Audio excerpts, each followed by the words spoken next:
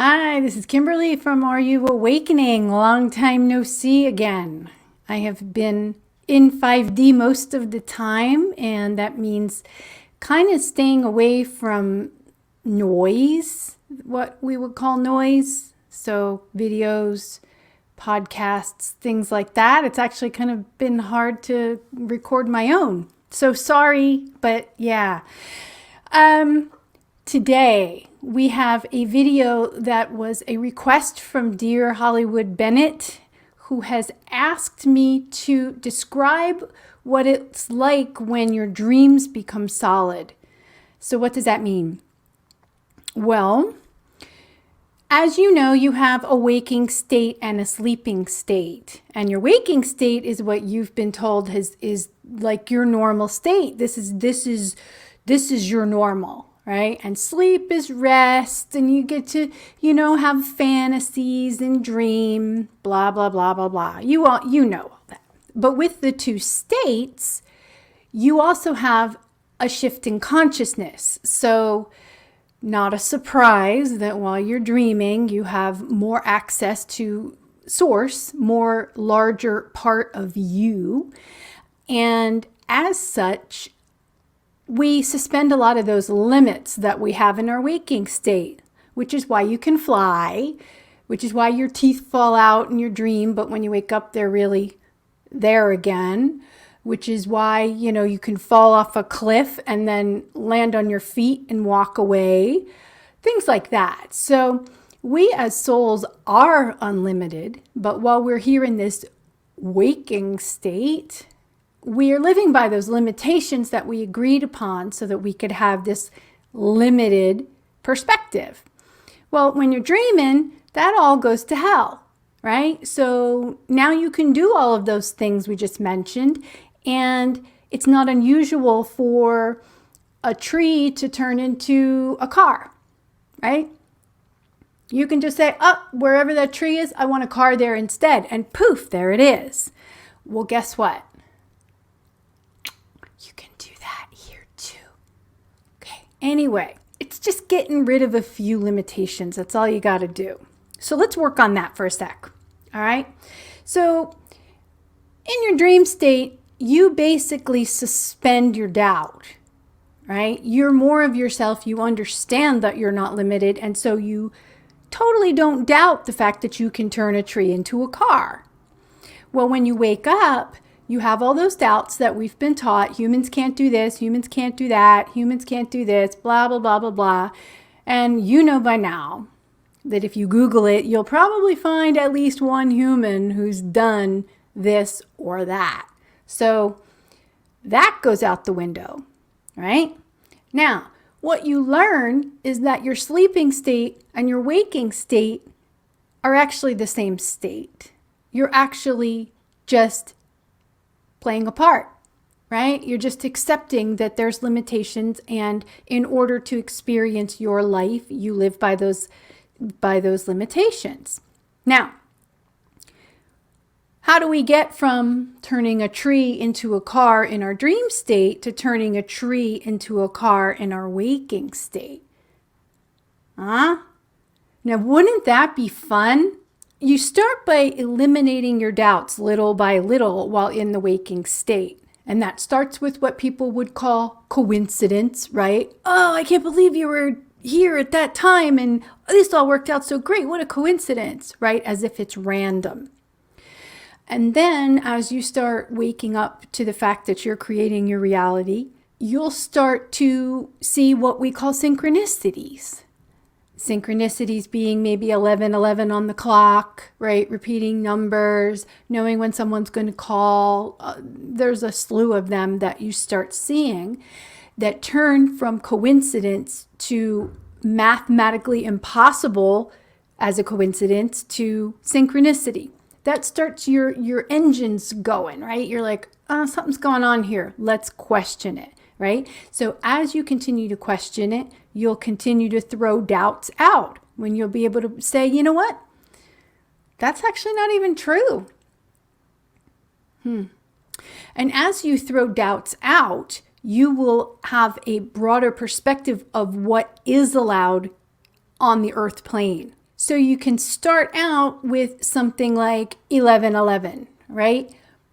Oh, I saw 11:11 today, and I wonder if I'm going to see it tomorrow, right? So 11:11 comes by tomorrow, and you see it again, and you recognize it, and you say, I wondered it, and it happened, right? This is the very basics of creation, right? Of law of attraction. This is where you're starting to remember the universal law, right? You've always been using it, you're just now conscious of it. So as you continue to correlate your wonders, your desires, your intentions with something that manifests little itty bitty things to begin with, right? That manifest in your physical world, you'll start to consider that maybe bigger things could manifest, right? And as you continue that and you start trying bigger things, now I'm using smaller and bigger in human terms, right? This is what you believe you could create for yourself, right? Now, if you ever listen to Abraham Hicks, one of their favorite lines is, it doesn't matter. You can manifest a castle or a button, and they're both the same amount of energy, right? Just intention. But it takes a little while to get there. You got to let those limitations go, and you got to let the doubts subside a little bit. And then when you do, larger and larger things in human terms start to happen, and you make that correlation. So we continue on with this until we start to imagine things that are a little more strange, right? So as an example, there is a neighborhood in Beverly Hills that I walked through that on one particular corner are two different houses. Okay, there's one house that's there when I'm in a certain frequency, and then there's a different house that's there when I'm in a higher frequency. Check the signs, do all of that, right? You have the 3D part of you trying to figure out how to explain it. And then there comes a point where you just can't explain it. You just can't. Okay, so when you get to that point of, I don't know how the hell that happened. I don't know. I'm conscious for both of these houses. I recognize they're on the corner with the street sign right in front. So now I know that something's going on, right? Now, if you were in your dream state, that would be like, no big deal. But while on the earth plane, you're letting go of those doubts a little bit slower. And so give yourself a break. But I want you to get to weirder and weirder, imagining weirder things. So for instance, here, maybe you haven't seen two different houses on a corner, but I have. So could you ask yourself, would I be freaked out if I saw two different houses on a corner? How would I feel about that? And this will open up where you're holding some heavy energy, where you're doubting yourself. Why would I not believe it? Do I not believe her? Is she somebody that's trying to take something from me, right? And then you'll be looking at, the separation or powerlessness, things like that. So once you kind of guide yourself into that rabbit hole, you will start to consider what it would be like if you saw two houses, how you would react, right? Now keep going with that, with stranger and stranger things, until you get to a place where you're like, no way could that happen. There's no way. There is not a single portion of this physical self that can believe that that could happen on this earth. Okay, so that's where your wall is. And when you get to your wall, you know that it is time for you to back off a little bit and look at those things that you can accept and then make them normal, right? Once they're normal for you, they're familiar for you, it's part of your regular everyday landscape, then that wall is going to move back a little bit. And you're going to be able to maybe look at that same thing you were like, no way, and then realize, well, if all possibilities exist, then that has to exist too. Can I believe that? So that wall is going to push back and back and back as you expand your horizons. So here's an example I have here with Winston. So this is Winston, and he is a 4 foot, almost 4 foot tall rabbit statue. Now, my guides worked with me in my apartment, and they have me start in the apartment because it's a limited environment, right? We're pretty much comfortable with what we see in here. So if a pair of earrings shows up on the floor out of the blue, something I lost 3 years ago, I can't really blame it on anybody, right? I can't say, oh, the whatever, somebody came in and dropped them. It's in a closed environment. Now there's a little bit of a stretch there for us, right? When objects appear out of nowhere, and I did a video on that. It's one of my favorite videos, so check that one out. So I faced Winston, and this is a statue, right? And they said, well, okay, what would you do if Winston's arm lifted up right now? And I'm like, oh shit. Okay, that might freak me out a little bit, right? Whether that be startling or whether that be like, holy shit, my statue just moved. That's giving you an indication of where you still have doubts, right?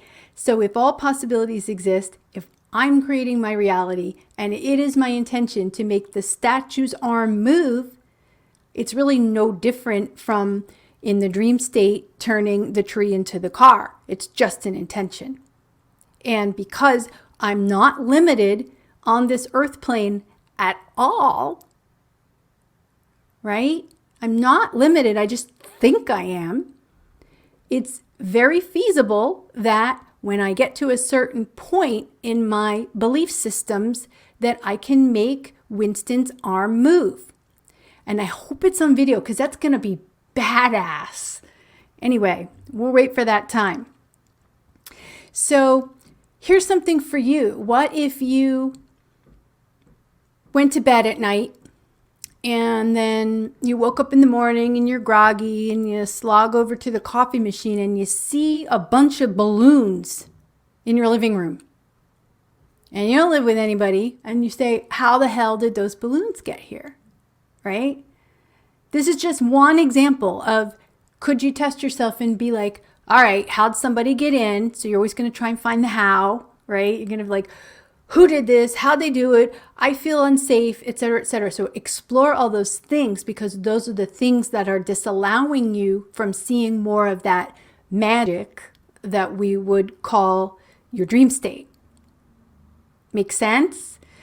So keep going until you would really totally be freaked out, and then kind of sit with that and see how you feel about recognizing that all possibilities exist, every single one, which means that we may be having a Winston arm moving party soon.